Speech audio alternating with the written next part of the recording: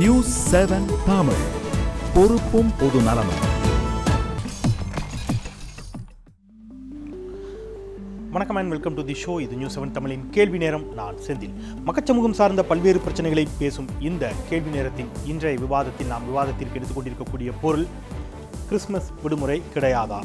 December 25ஆம் தேதி உலகமெங்கும் Christmas கோலாகலமாக கொண்டாடப்படக்கூடிய சூழலில் கிறிஸ்மஸ் தினத்தன்று மத்திய அரசு பள்ளிகளில் அதை வாஜ்பாய் அவர்களுடைய பிறந்த தினமாகவும் மதன் மோகன் மாளவியா அவர்களுடைய பிறந்த தினமாகவும் கொண்டாட இருப்பதாக செய்திகள் வெளியாகி இருக்கின்றன. இந்த தளத்தில் இன்றைய விவாதத்தை நாம் நகர்த்திருக்கின்றோம். மத்திய அரசு கிறிஸ்மஸை கொண்டாடுவதிலிருந்து திசை திருப்புவதற்கான கவனத்தை திசை திருப்புவதற்கான முயற்சியில் ஈடுபட்டிருப்பதாக தொடர்ந்து விமர்சனங்கள் வந்து கொண்டிருக்கின்றன. இந்த தளத்தில் நாம் விவாதிக்க இருக்கின்றோம். இந்த தளத்தில் நம்மோடு விவாதிப்பதற்காக நமது அரங்கில் 3 சிறப்பு விருந்தினர்களும் நம்மோடு இணைந்திருக்கின்றார்கள். பொதுப்பள்ளிக்கான மாநில மேடை அதனுடைய பொதுச் செயலாளர் திரு பிரின்ஸ் கஜேந்திர பாபு நம்மோடு இணைந்திருக்கின்றார். அவரை வரவேற்கலாம். வணக்கம் சார். மார்க்சிய கம்யூனிஸ்ட் கட்சியினுடைய மூத்த முன்னணி தலைவர்களில் ஒருவரான திரு பாக்கியம் நம்மோடு இணைந்திருக்கின்றார். அவரையும் வரவேற்கலாம். வணக்கம் சார். பாரதிய ஜனதா கட்சியினுடைய முன்னணி நிர்வாகிகளில் தலைவர்களில் ஒருவரான திரு ஹோசூர் நரேந்திரன் நம்மோடு இணைந்திருக்கின்றார். வணக்கம். இவர்களோடு முன்னாள் சட்டப்பேரவை உறுப்பினரும் தமிழ் மாநில காங்கிரஸ் மூப்பனார் கட்சியினுடைய முன்னணி தலைவர்களில் ஒருவருமான திரு பீட்டர் அல்போன்ஸ் நம்மோடு நேரலையில் இணைந்திருக்கின்றார். சார், உங்களையும் வணங்கி வரவேற்று இந்த நிகழ்ச்சிக்குள் செல்கின்றேன். திரு நரேந்திரன், உங்களிடமிருந்து கேள்வி தொடங்கலாம் நினைக்கிறேன். தொடர்ந்து மதம் தொடர்பான சர்ச்சைகள் நிறைய வந்து கொண்டிருக்கக்கூடிய ஒரு சூழலில் இப்பொழுது மேலும் ஒரு சர்ச்சை. டிசம்பர் 25 மத்திய அரசு பள்ளிகளுக்கு விடுமுறை கிடையாது என்ற ஒரு அறிவிப்பு வெளியாகி இருக்கிறது. இது கிறிஸ்மஸ் கொண்டாடுபவர்களை இந்தியாவில் மட்டுமல்ல உலகமெங்கும் இருக்கக்கூடிய உலகம் முழுவதும் கிறிஸ்மஸ் கொண்டாடக்கூடிய ஒரு சூழலில் பாஜகவினுடைய மதச்சார்பு வெளிப்பட்டிருக்கிறது என்பது போன்ற கடுமையான குற்றச்சாட்டுகள் வருகின்றன. உங்களுடைய பார்வை என்ன? முதலாவதாக இந்த விஷயமே தவறான ஒரு விஷயம். எந்த இடத்துல போய் மத்திய அரசாங்கம் இது போல கிறிஸ்மஸ் தினத்தன்று பள்ளிகள் வேலை செய்ய வேண்டும் எங்கேயுமே சுற்றறிக்கை அனுப்பவே இல்லை. மிக கடுமையாக இன்றைக்கு மனிதவள மேம்பாட்டுத்துறை அமைச்சர் திருமதி ஸ்மிருதி இரானி அவர்கள் மறுத்திருக்கிறார். அதை இன்றைக்கு மாநிலங்களும் லோக்சபாவிலும் ராஜ்யசபாவிலும் நம்முடைய அருண்ஜேட்லி அவர்களோட மறுத்திருக்கிறார். ஆனால் ஒரு விஷயம் எங்களுக்கு புரியவில்லை. பாரதிய ஜனதா கட்சி செய்வதற்கு முன்பாகவே நாங்கள் யோசிக்க கூட இல்லை. ஆனால் இது வந்ததாக ஒரு தவறாக ஒரு பத்திரிகையில் ஒரு செய்தி தவறாக வந்ததன் அடிப்படையில் எப்படியாவது பாரதிய ஜனதா கட்சியோட நல்லாட்சிக்கு களங்கம் ஏற்படுத்த வேண்டும் என்ற ஒரே நோக்கத்திற்காக தொடர்ந்து பாரதிய ஜனதா கட்சியின் மீது இந்த அரசாங்கத்தின் மீது களங்கத்தை சுமத்த வேண்டும் என்று வேறு சக்திகள், தீய சக்திகள், சமூக விரோத சக்திகள், தேச விரோத சக்திகள் செய்து கொண்டிருக்கின்ற ஒரு நோக்கம்தான் இதை ஒழிய இதில் எந்த விதமான அடிப்படை உண்மையும் கிடையாது, இது இல்லவும் கிடையாது. அதுவும் இந்த டிசம்பர் 25ஆம் தேதி வாஜ்பாய் அவருடைய பிறந்த தினமாக கொண்டாடக்கூடிய திட்டங்கள் எதுவும் இல்லை அப்படிங்கிறீங்க. வாஜ்பாய் பிறந்த தினத்தை கொண்டாடவில்லை, இன்றைக்கு நேற்றைக்கு கொண்டாடவில்லை. வாஜ்பாய் அவர்கள் என்றைக்கு பிரதம மந்திரியாக வந்தாரோ அன்று முதலே நாடு முழுவதும் வாஜ்பாயுடைய பிறந்த நாளை பாரதிய ஜனதா கட்சியை கொண்டாடி வருகின்றனர். இன்னும் சுருக்கமாக சொல்ல போனோம் என்றால் சுதந்திர இந்தியாவிற்கு பிறகு இந்த நாட்டுடைய வரலாற்றை, அதாவது ஆட்சி வரலாற்றை இரண்டாக பிரித்தால் எப்படி கிறிஸ்து பிறந்ததுக்கு முன் கிமு கிபு என்று இருப்பது, அதே போல் வாஜ்பாய் ஆட்சிக்கு முன்பு வாஜ்பாய் பின்பு இரண்டாக பிரிக்கலாம். நல்லதொரு காட்சி கொடுத்திருக்கிறார். அதை கொண்டாடுவதற்கான திட்டம் எதுவும் இல்லை. அது மட்டுமல்ல, அன்றைக்கு மத்திய அரசாங்கம் பிரதம மந்திரி மோடி அவர்கள் அறிவிப்பு தருவது நல்லாட்சி தினமாக இதை கொண்டாட வேண்டும் என்று. அந்த நல்லாட்சி தினம் குழந்தைகளுக்கும் தெரிய வேண்டும், பள்ளி குழந்தைகளுக்கும் தெரிய வேண்டும். நல்லாட்சி என்றால் என்னவென்று சொல்லக்கூடிய ஒரு மோசமான சூழ்நிலை இன்றைக்கு நாடு இருந்து கொண்டிருக்கின்றது. ஆகவே இதை சொல்லுகின்ற ஒரு திட்டம் தன்னுடைய வாஜ்பாய் பிறந்த நாளை சிபிஎஸ்இ பள்ளிக்கூடங்களில் மத்திய அரசாங்கத்தினுடைய பள்ளிக்கூடம் கொண்டாட வேண்டும் என்று எந்த இடத்துல நீங்க சொன்ன சில தேச விரோத சக்திகள், சில தீய சக்திகள் இது போன்ற ஒரு தவறான தகவல்களை சொல்லியிருக்கிறாங்க. நீங்க அது போன்ற ஒரு தகவல் நம்மிடமே இருக்கிறது. அந்த தகவலை யார் கொடுத்தாங்கன்னு பார்த்த பிறகு அவர்கள் தீய சக்திகளா தேச விரோத சக்திகளாங்கிறத குறித்து நம்ம பேசலாம். அது தொடர்பான ஒரு சுற்றறிக்கை நீங்கள் சொன்னீங்க. அந்த மாதிரியான சுற்றறிக்கை எதுவுமே இல்லை அப்படின்னு சொல்லி இப்போ நீங்கள் பார்க்கக்கூடிய சுற்றறிக்கை நவோதயா வித்யாலயா சமிதியிடமிருந்து, அதாவது மத்திய மனிதவள மேம்பாட்டுத்துறை அமைச்சகத்திடமிருந்து அனுப்பப்பட்ட சுற்றறிக்கை. ரைட். இதில் இருக்கக்கூடிய விஷயங்களை பார்த்தீங்க அப்படின்னு சொன்னால், subject celebration of good governance day on 25th December, 25 டிசம்பரில் கொண்டாடப்பட இருப்பதாக 10/12/2014 அன்று அனுப்பப்பட்ட சுற்றறிக்கை. இது ministry of human resource development. Right. அடுத்ததாக பார்த்தீங்கன்னா இதில் என்னவெல்லாம் இருக்கிறது நீங்கள் சொன்னீங்க. அப்படி ஒரு திட்டமே இல்லைன்னு CBSE will also be organising competitions under CBSE expression series on good governance on 24th and 25th December 2014 salient features of the expression series of CBSER. இதில் அவர்களுடைய பெயரை பதிய சொல்லி எந்த வகுப்புகளைச் சேர்ந்தவர்களெல்லாம் அதில் இடம்பெற வேண்டும் என்று சொல்லி you are requested to ensure that good governance day is celebrated in all JNVS under your region, right? இது மத்திய மனித வள மேம்பாட்டுத்துறை அமைச்சகத்திடமிருந்து அனைத்து பள்ளிகளுக்கும் அனுப்பப்பட்ட சுற்றறிக்கை. சொல்லுங்க, இவர்கள் தீய சக்திகளா, தேச விரோத சக்திகளா? இல்ல, நான் இதை சொல்லலங்க. இது எந்த இடத்துல விடுமுறை விட வேண்டும் சொல்லி இருக்கின்றதா? நீங்கள் காட்டியதுல விடுமுறை என்ற வார்த்தையை விடுமுறை என்ஜாய் பண்ண, அப்போ சுதந்திர தினத்தன்னைக்கு பள்ளிக்கூடங்களுக்கு வரணும்னு சொன்னா அது விடுமுறை என்ஜாய் கொண்டாடுவதற்காக, கிறிஸ்மஸ் நீங்க அப்படியே நினைச்சீங்க. எல்லாரும் கொண்டாடுறது பள்ளிக்கூடத்துக்கு வருது சுதந்திரத்தை பத்தி பேசுறதுக்கு. பகத் சிங் ஏன் தூக்கில் தொங்கினான்னு நான் சொல்றது முடிச்சுக்கணும். நீங்க உங்க கருத்து சொல்லுங்க. நல்ல விஷயம் தான் திரு ஓசூர் நரேந்திரன். அதே மாதிரி எல்லோருமே தீபாவளியை கொண்டாடுவதில்லை. தீபாவளி அன்று வேற எதையாவது நம்ம பள்ளிக்கூடத்தில் கொடுக்கக்கூடிய ஒரு மனநிலை வருமா? ஏங்க இந்த நாட்டுல தீபாவளி அன்று கொடுக்க வேண்டாம் யாரும் சொல்லவே இல்லையே. ஏன் கொடுக்கவே இல்லையா? மத்திய அரசு தீபாவளி அன்றும் இதே போல் ஏதாவது நீங்கள் இது பள்ளிக்கூடங்கள் நடத்தணும் சொல்ல, ஆன்லைன்ல நடத்தலாம் சொல்லிருக்காங்க, ஆஃப்லைன்ல தேவைப்பட்ட அட்டன் பண்ணலாம் சொல்லிருக்காங்க. எந்த இடத்துல பள்ளிக்கூடங்கள் திறந்திருக்க வேண்டும், பள்ளிக்கூடத்தை மாணவர் வர வேண்டும் என்ற வார்த்தை, விடுமுறை இல்லை என்ற வார்த்தை இருந்தால் நான் ஏற்றுக்கொள்கிறேன். Consolidated report specifying activities, a consolidated report specifying the activities out in all JNVs is to be submitted. A consolidated report to be submitted on the same day before 5 p.m. அது மட்டும் இல்லாம it is not only for the JNVs. இந்த line பாருங்க, open to all students affiliated to CBSE or any recognized state board across the country. நாடு முழுவதும் இருக்கக்கூடிய நாங்க சொல்லக்கூடிய விஷயம், நீங்க கேட்ட கேள்வி விடுமுறை கிறிஸ்துமஸை மறைப்பதற்கு, கிறிஸ்துமஸ் கொண்டாடாமல் இருப்பது. அந்த லீவ் விட்டுறேன், ஆனா லீவை என்ஜாய் பண்ணாத. நீ எக்ஸாம் எழுது. அப்படி சொல்றீங்க. லீவ் விட்டுறேன், நீ லீவை எக்ஸாம் பண்ணாத. என்ஜாய் பண்ணாத. நீங்க அத்தனை பேர் வர வேண்டும் என்று யாரும் சொல்லவில்லை. பள்ளிக்கூடத்துக்கு வர சொல்லல. 2500 ரூபாய் மக்கள் வணிபணத்துல போட்டிக்கான பரிசு கொடுப்பாங்களா? நான் போட்டியில பங்கேற்காம நான் கேக் வெட்டி கிறிஸ்துமஸ் கொண்டாடிட்டு இருக்கணுமா? அப்ப நான் எனக்கும் இன்னொருத்தருக்கும் போட்டி நடக்கும்போது நான் போட்டியில பங்கேற்கிறதுக்கு எனக்கு வாய்ப்பு கொடுக்க மாட்டீங்க. அது எப்படி ஆர்டிகல் 14 க்கு எதிரான விஷயம் ஆச்சே? இல்ல ரொம்ப எளிமையா இப்ப நம்ம நிதானமே பேசலாம். திரு பாக்கியம் அவருடைய கருத்தையும் கேட்டு வரேன். திரு பாக்கியம், உங்களுடைய கருத்து. அதாவது சார், முதல்ல இந்த மாதிரி ஒரு சுற்றறிக்கை வந்திருக்கிறது என்பதை முதலில் அவர் ஏற்றுக்கொள்ள வேண்டும். முதல்ல இவ்வளவு ஆதாரமாக சொன்ன பிற்பாடு ஏற்றுக்கொள்ள வேண்டும். ரெண்டாவதாக, இப்படி ஒரு பிரச்சனை நடக்கிற பொழுது பாராளுமன்றத்தில் விவாதம் நடக்கிறது, பாராளுமன்றத்தில் பிரச்சனை நடக்கிறது, ரொம்ப சாதாரணமாக சமூக விரோதிகள், தேச விரோதிகள் இப்படி பேசுவது என்பது இந்த நாட்டு அரசியலை சரியாக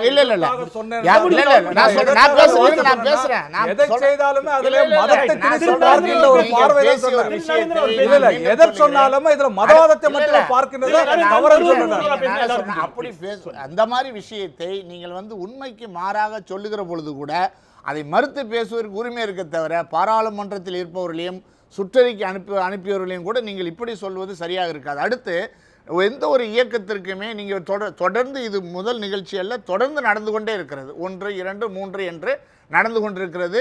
சுற்றறிக்கை அனுப்பிவிட்டு அனுப்பவில்லை என்று சொல்கிறார்கள், பேசிவிட்டு பேசவில்லை என்று சொல்வது, பேசிவிட்டு மன்னிப்பு கேட்பது, இது அன்றாட நிகழ்ச்சியாக மாறிக்கொண்டிருக்கிறது.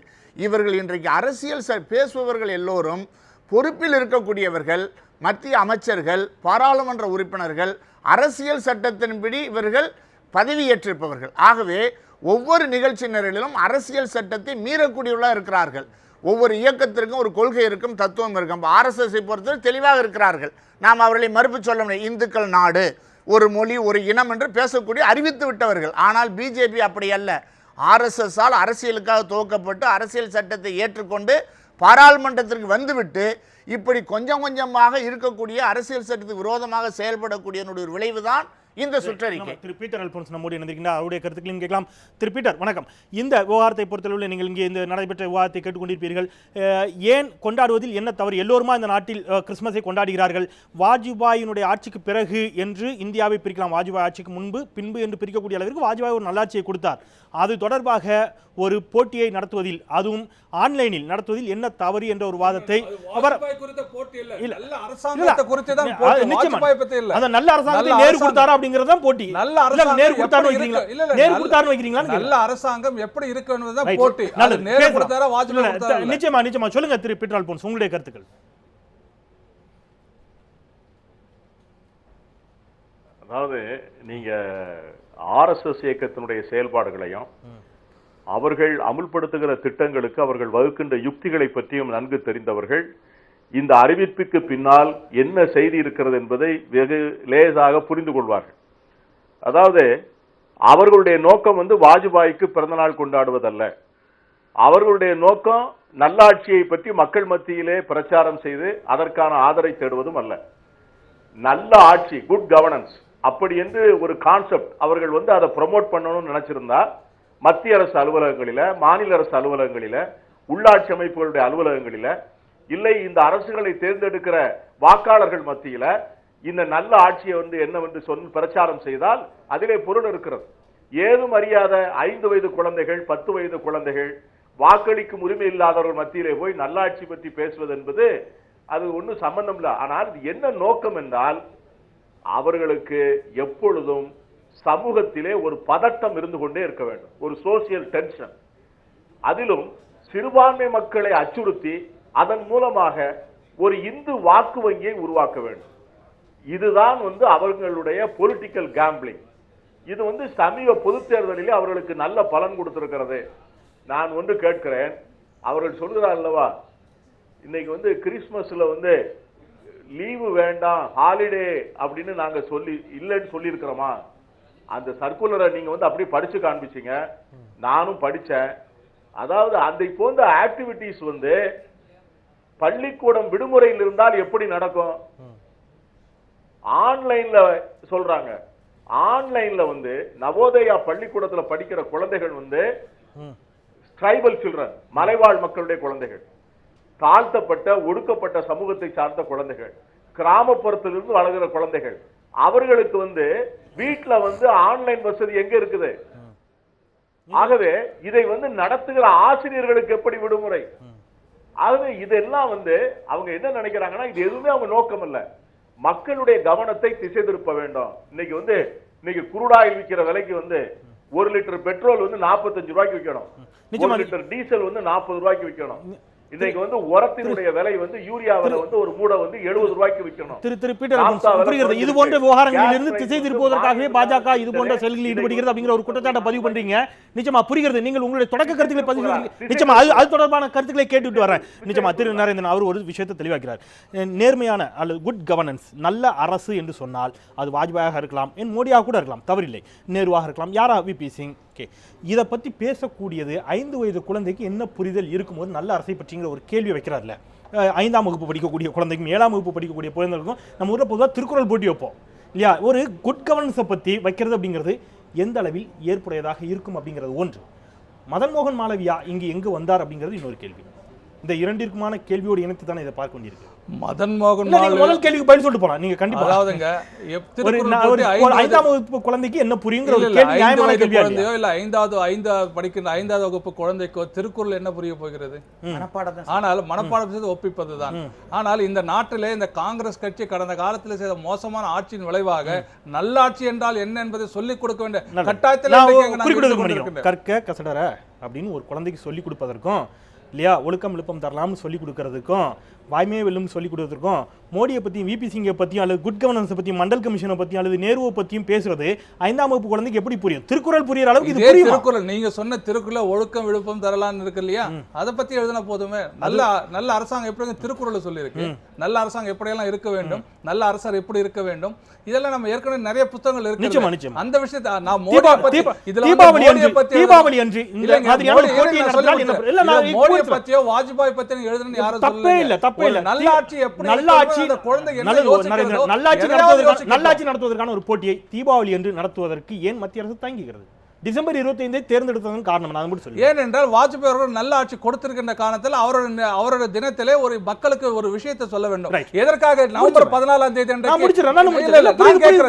நவம்பர் 14ஆம் தேதி என்னைக்கு குழந்தைகள் ஏன் கொண்ட அன்னைக்கு நேரு பிறந்த நாள அதுல ஒரு கான்செப்ட் வச்சிருக்கீங்க. அவர் குழந்தைகளை மிக விரும்பினார், நேசித்தார். அதே போல வாஜ்பாய் நல்ல அரசாங்கத்தை கொடுத்தார். ஆகவே நல்ல அரசாங்கத்தை பற்றி அவர் பிறந்த நாளே பேசுவது தவறு இல்லாத, அது நல்ல விஷயமா இருக்கு. நரேந்திர மோடி பேசிய வார்த்தையை நான் வந்து கோட் பண்ண விரும்புறேன். நான் மட்டுமல்ல, எனக்கு முன்பு இருந்த எல்லா பிரதமர்களும் இட்டு சென்ற பாதையில் தான் நான் தொடர்ந்து வழிநடத்த போகிறேன், அவர்கள் சிறப்பாக செயல்பட்டார்கள். சுதந்திர தின உரை சரியா? அப்போ வாஜ்பாய் நல்லாட்சியை கொடுத்தார், மறுப்பதற்கு இல்லைன்னு வச்சுப்போம். அதில் உங்களுடைய கருத்தை நான் உடன்படுகிறேன்னு வச்சுப்போம். வாஜ்பாய் மட்டுமே நல்லாட்சியை கொடுத்தார் என்பது போன்ற ஒரு சித்தரிப்பை பள்ளி குழந்தைகள் மனதில் ஏற்படுத்த முயற்சிப்பது எந்த அளவில் ஏற்புடையதுங்கிறதா அவருடைய கேள்வி. நாங்கள் வாஜ்பாய் ஆட்சி மட்டும் சொல்ல, ஒரு நல்லாட்சி எப்படி இருக்கு நீங்கள் என்ன நினைக்கிற குழந்தைகளை கேட்கிறோம், குழந்தைகளை பதில் சொல்றோம். ஏன்னா நாம பள்ளிக்கூடத்துல படிக்கிறப்போ இல்ல சாதாரண பள்ளிக்கூடத்துல படிக்கிறப்போ நான் படிக்கிறப்போ கூட நான் கிராமத்தை பள்ளிக்கூடம் படிச்சேன். ஆனால் என்ன சொல்லுவாரு, நீங்க சுற்றுலா அனுபவம் எப்படி இருந்தது, விடுமுறை கால அனுபவம் எப்படி இருந்தது எழுதி கேட்பாங்க. நான் 5வது படிக்கிறப்போ என்ன தப்பு இருக்கு? சப்பக்கட்டு கட்டினாலும் இல்ல என்னதான் அவர் சொன்னாலும் அவருடைய ஏதாவது இது ஒரு சொன்ன மாதிரி பதட்டமான சூழலையும் ஒரு வாக்கு வங்கி அரசியலை நடத்துவதற்கும் சிறுபான்மை மக்களுக்கு எதிரான நடவடிக்கையில் இது ஒன்று. நீங்கள் இது மட்டுமல்ல, ஏதோ அந்த பள்ளிக்கூடத்தில் இந்த மாதிரி நிகழ்ச்சியில் மட்டுமல்ல, 25ஆம் தேதி மதமாற்றம் செய்வதற்கான ஒரு நிகழ்ச்சி, அதுவும் இன்னைக்கு பெரிய சர்ச்சையாக மாறிக்கொண்டிருக்கிறது. ஒரு 4000 கிறிஸ்துவர்கள் 1000 இஸ்லாமியர்களை மதமாற்றம் செய்ய வேண்டும், அதற்கான முயற்சி எடுத்து காவல்துறை அனுமதி கொடுக்கறதில்ல. ஆனால் அது இன்னைக்கு விவாத பொருளாக மாற்றப்படுகிறது. ஆகவே இன்றைக்கு நீங்க இந்த மாதிரி சிறுபான்மை மக்களுடைய அந்த அவங்களுடைய திருவிழா காலங்களில் இப்படிப்பட்ட விஷயங்களை ஏற்கனவே மோடி அவருடைய வாழ்த்து சொல்லாத ஒரு பிரச்சனையா இருந்தது. அவர் குறிப்பிட்ட ஒரு மத விழா என்பது வாழ்த்து சொல்லவில்லை. இப்பொழுது கிறிஸ்துமஸ் தினத்தன்று இந்த மாதிரி ஒரு நடவடிக்கை, இவையெல்லாம் எதை காட்டுகிறது என்று சொன்னால், இவர்கள் தாங்கள் தான் ஒரு பெரிய மதத்துக்கு சொந்தக்காரர்கள் உண்மையிலே இல்லை, அவர்கள் சாதாரணமாக இந்துக்கள், அவர்கள் சகஜமான வாழ்க்கையில் இருக்கிறார்கள். அதை பயன்படுத்தி கொண்டு ஒரு அரசியல் ஆதாயம் தேடுவதற்காக இது போன்ற விஷயங்களை கொண்டு வருகிறார். மத உணர்வுகளை தூண்டுவதன் மூலமாக அரசியல் ஆதாயம் அடைய நினைக்கிறது பாஜக என்ற ஒரு குற்றச்சாட்டை திரு பாக்கியம் வைத்திருக்கிறார். இதற்கு முன்பும் இது போலவே ஆசிரியர் தினம் குரு உற்சவ் என்று கொண்டாடப்படும் என்ற ஒரு அறிவிப்பு வெளிவந்தது. பின்னர் அது இல்லை, அது வெறும் போட்டிதான் என்ற ஒரு மறுப்பையும் ஸ்மிருதி இரானி பதிவு செய்தார். தொடர்ந்து இது போன்ற சர்ச்சைகள் உருவாகி கொண்டிருக்கின்றன. இன்னும் கூட ஆழமாகவும் விரிவாகவும் பேசலாம். காத்திருங்கள் ஒரு சிறிய இடைவேளைக்கு பிறகு.